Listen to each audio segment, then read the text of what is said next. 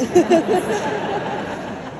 right, this is our last storyteller before intermission, so bring the love, bring the energy, keep applauding them until they get to the mic. Give it up for David Kremen.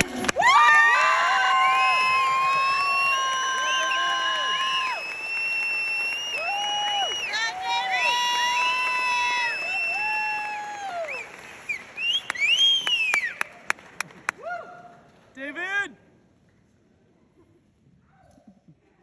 Heading into 2020, my life was going wonderfully. I was living in the East Bay. I was in love. Bernie Sanders was going to be president of the United States. By the end of 2020, I was living with my parents in Houston. I was single. Joe Biden was going to be president. Maybe. And I, like so many of us, was grieving a lot of loss within my life and around the world. And as much as I wanted to move forward, what I had was routine. Life was making tea for 3 every night, licorice mint for mom, scalding Earl Grey for dad. Me, I'm not so bourgeoisie, a red rooibos with a splash of milk.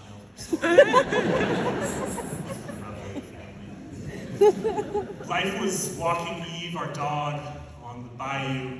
Life was trying to find a place to work out of earshot of Dad's lectures during the day, which was more difficult than you might think because my dad is from Ireland. And the Irish, they say, get the gift of the gab from kissing the Blarney Stone. Well, my dad, I think, has got to third base with the Blarney Stone. Because that man can talk with anyone, anywhere, and about anything in that one volume. Professorial. This was life. I wanted a way out of the house, so when I got the chance to go to Austin for Thanksgiving, I jumped at it. And I had an amazing week with friends, and I got COVID, and I didn't realize it until I had come home. Don't go to Austin, kids. I had to tell my parents from behind the glass that I, through my carelessness, brought this deadly virus into their home. And to their credit, they took it in stride, which was especially impressive for my dad because he's a worrier. And he worries about the people he loves the most, and that was something I often fought against growing up. But here I was, for once, with nothing to fight against because I was drowning in worry, stress, and guilt. I thought of a book while I was isolating, a book that my dad had written when he was around the age I was then, 25. This book's called A Sort of Homecoming.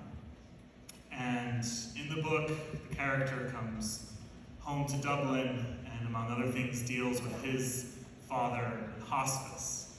And this book really impacted me because I knew that it was my dad writing about his dad who had passed away 30 years ago, this coming Wednesday, in fact. And my dad has taught me so much. I just remember thinking how badly I didn't want to have to learn how he dealt with that. In that year, I watched the menorah being lit from behind glass, and by the 8th night, miraculously became clear that I had not infected anyone, and thanks to being in a dual tradition household, I was out in time for Christmas. And if you had to choose,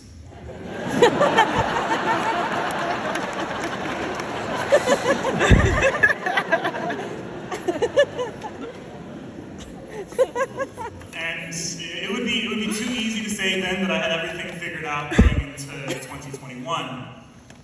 For instance, it took until I was preparing to tell this story to finally call my dad and learn more about what it was like for him to lose his own father so young.